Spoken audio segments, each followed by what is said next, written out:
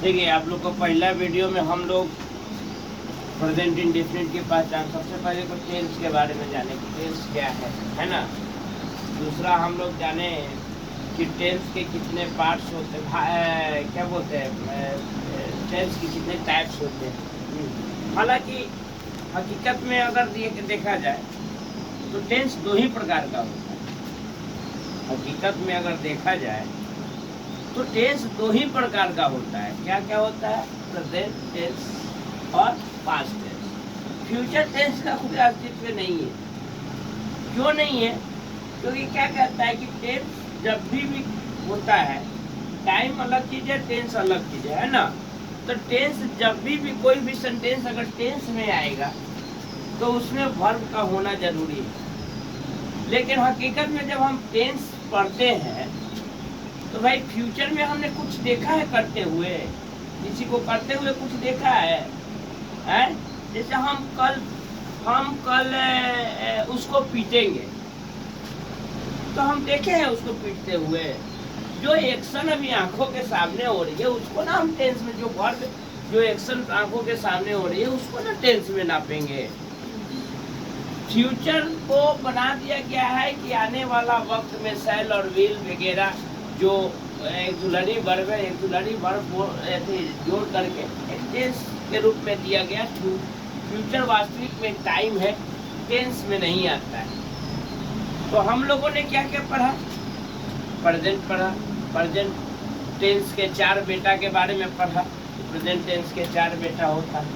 Indefinite, progressive. Indefinite को क्या कहते हैं? सिंपल भी कहते हैं। Simple present tense, present progressive यानी प्रेजेंट कंटिन्यूअस, प्रेजेंट इम्परफेक्ट यानी हम कहते हैं present perfect tense, present perfect continuous या प्रेजेंट परफेक्ट प्रोग्रेसिव भी बोलते हैं, है कि नहीं। तो उसके बारे में कुछ पढ़े। अब टेंस, प्रेजेंट टेंस के पहला बेटा के बारे में हम लोग पढ़े। पास्ट टेंस के भी बारे में पढ़े कि पास्ट टेंस के 4 बेटा होते। फ्यूचर टेंस के बारे में भी पढ़े कि हाँ भाई अगर टेंस में आता है, फ्यूचर अगर टेंस में मान के लीजिए कि पुराना अंग्रेजी ग्रामर के अनुसार फ्यूचर को भी टेंस में माना गया है, लेकिन ट्रेडिशनल अभी न्यू इंग्लिश ग्रामर में आता है कि फ्यूचर अब टेंस उसमें है नहीं। क्योंकि समय को किसने देखा है? आने वाला समय को किसने देखा है? फ्यूचर में, है ना। ये टेंस उसमें आता नहीं है। हमारा जो अंग्रेजी के विद्वान है वो अब टेंस में इसको लेते नहीं है। तो कहने का मतलब प्रेजेंट इंडेफिनिट के पहचान बताया, बनाने का नियम कैसे कैसे होता है वो बताया, प्रेजेंट इंडेफिनिट का स्ट्रक्चर बताया।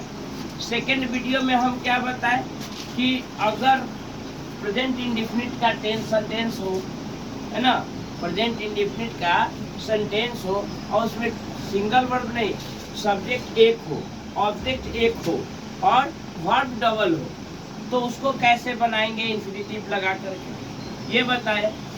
आज मैं बता रहा हूँ कि आज आप लोगों का एक्सप्लेनेशन है एक टेंस के ऊपर। सिंपल प्रेजेंट टेंस में एक ऐसा वाक्य अगर रहे, इस वाक्य से यह पता चले कि कोई काम कैसे किया जाता है। कोई सब्जेक्ट माने करने वाला व्यक्ति बिल्कुल जानता है कि यह काम कैसे किया जाता है। जैसे मैं चाय बनाना जानता हूँ, मुझे पता है कि चाय कैसे बनाया जाता है।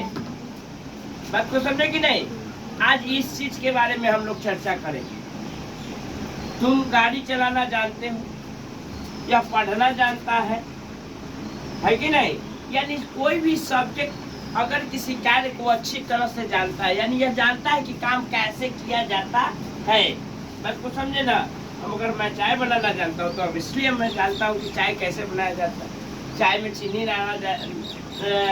लाते हैं, चाय पत्ती लाते हैं, दूध लाते हैं, है कि नहीं। तो इसमें एक थोड़ा सा कंफ्यूजन ये आता है कि सर अगर प्रेजेंट इंडेफिनिट टेंस का सेंटेंस है तो सर इसमें हाउ का प्रयोग क्यों करते हैं? ठीक है, क्योंकि हाउ का प्रयोग इसलिए करते हैं कि ये प्रूफ करता है कि कोई काम कैसे किया जाता है। बात को समझे कि नहीं समझे? और स्ट्रक्चर के आधार पर इस सेंटेंस को बनाते हैं। जैसे एग्जाम्पल है, राम चाय बनाना जानता है। इस वाक्य में यह स्पष्ट है कि सब्जेक्ट द्वारा जो कार्य किया जाता है, ठीक है, वह कैसे किया जाता है, सब्जेक्ट को वह कार्य करने पूरी अच्छी तरह से आता है या नहीं आता है। यह वाक्य हिंदी में इस तरह से भी लिखा जा सकता है, राम को चाय बनाना आता है। लिखा जा सकता है कि नहीं? जरूरी राम चाय बनाना जानता है, तो मतलब कि राम को चाय बनाना आता है कि कैसे राम चाय कैसे बनता है, राम को आता है। बात को समझे कि नहीं समझे? तो अगर ऐसा भी सेंटेंस आ जाए कि राम चाय बनाना जानता है, उसको भी इसी दिशा में बनाएंगे। और कभी कभी ऐसा भी सेंटेंस आ जाए तुम लोगों या बोलने पड़ जाए स्पीकिंग में कि राम को चाय बनाना आता है, फलनावा को ये करना आता है। अधिकतर तो यही ना बोलते हैं कि उसको ये गाड़ी चलाना आता है, हमको गाड़ी चलाना आता है। हम बोलचाल की भाषा में हम लोग क्या कहते हैं, हमको गाड़ी चलाना आता है। ये नहीं, मैं गाड़ी शुद्ध हिंदी में हमारे बिहार में और मनेर में हम लोग अधिकतर पूरी तरह से शुद्ध हिंदी में नहीं बोल पाते हैं। तो क्या कहते हैं, मैं सिंगुलर हूँ, है कि नहीं? लेकिन हम जब बोलते हैं तो क्या बोलते हैं, हम, यानी हम माने बहुत, मैं अकेला बोल रहा हूँ लेकिन हम लगाते हैं, हम माने बहुत। कोई पूछे गाड़ी चलाना तुमको आता है, हाँ हमको आता है, लेकिन हमको आता है, मुझे, हम सिंगुलर के लिए क्या बना है, मैं बना।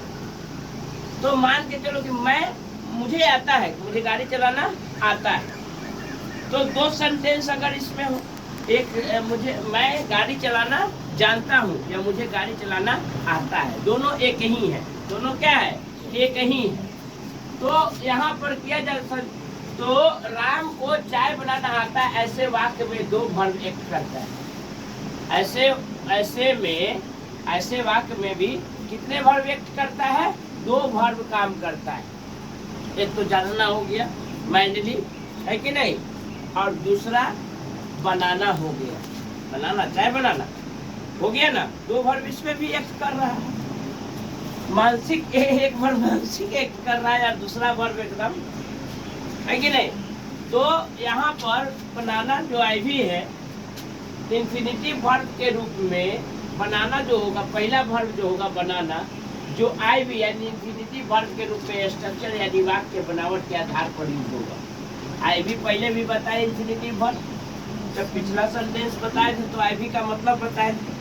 आईवी कैसे बनता है यानी इंफिनिटिव वर्ब कैसे बनाया जाता है, मेन वर्ब में टू अगर लगा दिया जाता है वगैरह वगैरह सब चीज बताए, आप लोग जानते हैं। तो बनावट के आधार पर यूज होगा। और दूसरा जानता है या जानती है, जो वाक्य के स्ट्रक्चर के आधार पर मेन वर्ब के रूप में सिंपल प्रेजेंट टेंस के नंबर पर्सन को अनुसरण करते हुए नो या नोट का प्रयोग होगा।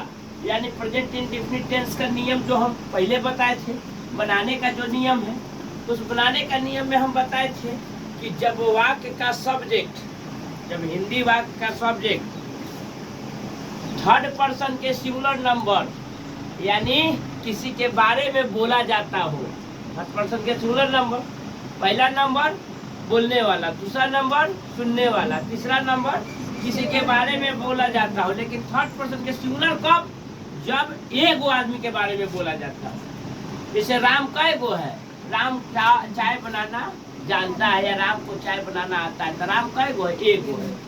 गाय दूध देती है, तो गाय, एक गाय के बारे में बात हो रही है। पर्सन समझ में आ रहा है ना, पर्सन समझ में आ रहा है कि नहीं आ रहा, एक गाय के बारे में बात हो रही है ना। जब तो ही सी इट और कोई नाम तथा अन्य कोई कॉमन जो सिंगुलर नाउन से है, अगर सब्जेक्ट के रूप में सिंगुलर नाउन का यूज होता है, ठीक है, तो वह थर्ड पर्सन के सिंगुलर नंबर में आता है, बताए थे ना। तो उसके साथ क्या लगता है, अफर्मेटिव सेंटेंस बनाते समय वर्ब के पांचवा रूप का प्रयोग करते हैं। और वर्ब का पांचवा रूप हमेशा क्या होता है, सिंगुलर होता है कि प्लुरल होता है, सिंगुलर होता है। वर्ब का पांचवा रूप यानी रूट फॉर्म में एस और ईएस लगा देते हैं, किसी वर्ब के रूट फॉर्म में एस और ईएस लगा देते हैं तो वह वर्ब क्या हो जाता है, सिंगुलर होता है। हमेशा जो रूट फॉर्म होता है या वर्ब का फर्स्ट फॉर्म होता है वो प्लुरल में रहता है। और नाउन में अगर एस और ईएस लगा देते हैं तो नाउन प्लुरल बन जाता है, लेकिन वर्ब में एस और एस लगा देते